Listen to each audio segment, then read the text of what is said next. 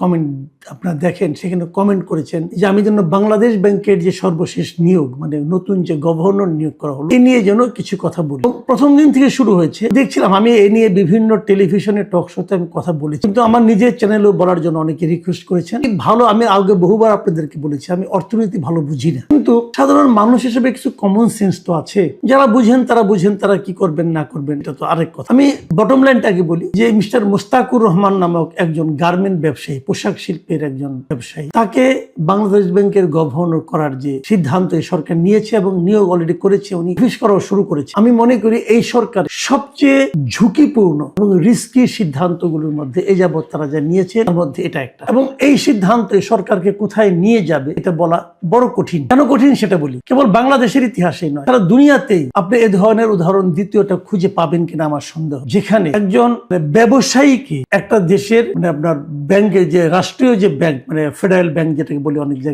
জায়গায় আপনার আমাদের এখানে মূল যে ব্যাংক, রাষ্ট্রীয় বাংলাদেশ ব্যাংক যেটা আছে, সেই ব্যাংকের গভর্নর বানানো হয়, এরকম ঘটনা খুঁজে পাওয়া কঠিন। তার উপর সেই ব্যবসায়ী যিনি যে ব্যবসা প্রতিষ্ঠানের মালিক অথবা মূল লোক, সিইও অথবা এমডি ছিলেন, কিন্তু এমন একটা ব্যবসা প্রতিষ্ঠান যে ব্যবসা প্রতিষ্ঠান নিজেই ঋণ খেলাপি এবং অনেক বিশেষ বিবেচনা নিয়ে তার ঋণকে পুনঃ তফসিলীকরণ করতে পেরেছে। মানে ব্যাপারটা সহজ করে বলি, পুনঃ তফসিল মানে ওনার একটা বিশাল অঙ্কের ঋণ, 89 কোটি টাকা, সেই ঋণটাকে উনি দিতে পারছেন না, ঋণ খেলাপি হয়ে যাচ্ছে। সেখান থেকে বলছে ঠিক আছে তুমি তাহলে অল্প কিছু দাও, দিয়ে তুমি ঋণটাকে আবার নিয়মিত কিস্তি দেওয়া শুরু করো, 2% না কত % দিয়ে উনি সেটাকে 10 বছরের মেয়াদে এই ঋণটাকে আবার চালু করার চেষ্টা করেন। উনি একবার ব্যর্থ হওয়ার পরে উনি বিশেষ বিবেচনায় পেয়েছেন। বিশেষ বিবেচনা কেন? কারণ উনি বিএনপি রাজনীতির সঙ্গে খুব জড়িত ছিলেন, এতটাই জড়িত যে বিএনপির যে নির্বাচন পরিচালনা কমিটি ছিল, সেই কমিটির উনি একজন শীর্ষস্থানীয় সদস্য ছিলেন। তার মানে এই নিয়োগটা হচ্ছে রাজনৈতিক নিয়োগ। এটা হতে পারে, আমি কিন্তু এটা রাজনৈতিক নিয়োগ আপত্তি নেই, আমার আপত্তি নাই এই কারণে একটা রাজনৈতিক দল নতুন ভাবে ক্ষমতায় এসেছেন, তারা তো রাজনৈতিক ব্যক্তিকে নিয়োগ করবেন, মানে তার রাজনীতির সঙ্গে যারা জড়িত, তারা রাজনীতিকে যারা বিশ্বাস করেন, কিন্তু তাদেরকে নিয়োগ করবেন, এটা হতে পারে। কিন্তু আমার কথাটা হলো কি, আপনার রাজনীতি যারা বিশ্বাস করে তার মধ্যে আপনি একজন ব্যাংকার পান নাই, একজন অর্থনীতিবিদ পান নাই, ওনাকে আনতে হবে কেন? উনি তো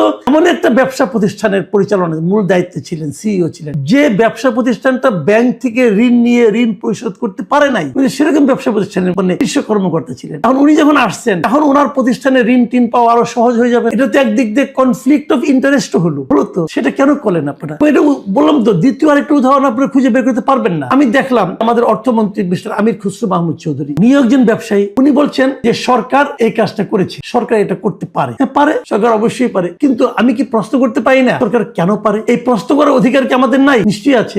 সেই প্রশ্নটাই আমরা করছি, ভাই আপনারা এই কাজটা করলেন কেন করলেন, একটা ব্যাখ্যা দেন। আগে আমরা দেখেছি আপনার ইউনূস সাহেবের আমলে যে তার সরকারের যা কিছু হতো একটা প্রেস উইং ছিল, এই প্রেস উইং নিয়ে আমরা হাসাহাসি করতাম, অনেক কিছু করতাম, কিন্তু একটা জিনিস আমরা দেখতাম যে সেই প্রেস উইং চট করে একটা ব্যাখ্যা দিত। মানে এই সরকার ব্যাখ্যাও দেয় না, এই সরকার ব্যাখ্যাও দেয় না, এখন পর্যন্ত কোনো ব্যাখ্যা পাইনি, না মন্ত্রী দিচ্ছে না প্রেস উইং দিচ্ছে, ও ব্যাখ্যা দিচ্ছে। কিন্তু প্রশ্ন তো মানুষের মনে যাক, যতক্ষণ পর্যন্ত এই প্রশ্নের উত্তর কেউ না পাবে ততক্ষণ পর্যন্ত কিন্তু এটা নিয়ে মানুষের মধ্যে নানা ধরনের কথাবার্তা হবে, নানা ধরনের চিন্তা হবে। সেই চিন্তাগুলোর জবাব কিন্তু আলটিমেটলি সরকারকে দিতে, এবং সরকার যখন উত্তর না দিবে তখন মানুষ নানা ধরনের জল্পনা কল্পনা করবে, এবং এই জল্পনা কল্পনাগুলো ডাল মিলতে থাকবে, ডালপালা মিলতে থাকবে, এবং সেগুলোর সমাধানটা কি হবে কেউ জানে না। কিন্তু সরকারের প্রতি মানুষের সন্দেহ বাড়তে থাকবে। এবং তারও চেয়ে বড় কথা, একটা বাংলাদেশ ব্যাংকের গভর্নরের যে দায়িত্ব, সেই দায়িত্ব পালন করার কোনো অভিজ্ঞতা যে লোকের নাই। ওই কাজটা কি? ব্যাংকিং সেক্টরগুলোর মধ্যে একটা আস্থা ফিরিয়ে আনা। এই লোক যে পারবে তার কি প্রমাণ আপনারা পেয়েছেন? বরং উনি তো ব্যাংকের টাকা নিয়ে টাকা দেন না, এই ইতিহাস উনি তৈরি করেছেন নিজের জীবনে। এটা কিভাবে সমাধান হবে আমরা কিন্তু কেউ ব্যবসায়ীগুলো জানি না। সারা দুনিয়ার কাছে কি মেসেজ যাচ্ছে এটাও জানি না। আমি মাঝে মাঝে ইউনূস সরকারের সমালোচনা করতে যে আমি এটাও বলতাম যে ইউনূস সরকারের সবচেয়ে যদি একটা সাফল্য আমি পাই, সেই সাফল্যটা ছিল ব্যাংকিং সেক্টরের সাফল্য। আগের যিনি ছিলেন আহসান ইস মনসুর, ওনার অনেক ব্যক্তিগত অনেক সীমাবদ্ধতা আছে। উনি ব্যাংকগুলিকে মার্জ করতে যে, ইসলামী ব্যাংকগুলিকে মার্জ করতে যে ব্যাংকগুলির মধ্যে একটা অসন্তোষ তৈরি করেছেন, এটাও ঠিক। প্রায় বিশাল সংখ্যক গ্রাহককে উনি ক্ষতিগ্রস্ত করেছেন, ওটাও ঠিক। কিন্তু পাশাপাশি এটাও আপনাকে মানতে হবে যে উনি বাংলাদেশ থেকে বিদেশে অর্থ পাচারটাকে বন্ধ করতে পেরেছিলেন এবং ব্যাংকিং সেক্টরটাকে উনি একটা নিয়মের মধ্যে আনতেন। সেই অবস্থায় এই ভদ্রলোকের কর্মকাণ্ড কতটুকু আলটিমেটলি ওনার এই ধারাবাহিকতাকে রক্ষা করতে পারবে, এটা নিয়ে কিন্তু আমার মনে বিস্তর সন্দেহ আছে। সন্দেহ হচ্ছে আরেকটা বিষয় আমি বলি, দেখেন এই যে আমরা বলতাম না রেমিটেন্স আসছে, আসছে বিদেশ থেকে, রেমিটেন্স আসছে বলে কিন্তু আমাদের আপনার রিজার্ভ বেড়েছে। রেমিটেন্স কখন আসে? যখন নাকি দেশের ডলারের দাম এবং দেশের মুদ্রানীতি এবং দেশের অর্থনৈতিক অবস্থা একটা স্থিতাবস্থা, মানে অস্থিরতা কম থাকে, তখনই কিন্তু রেমিটেন্সটা লোকে পাঠায়।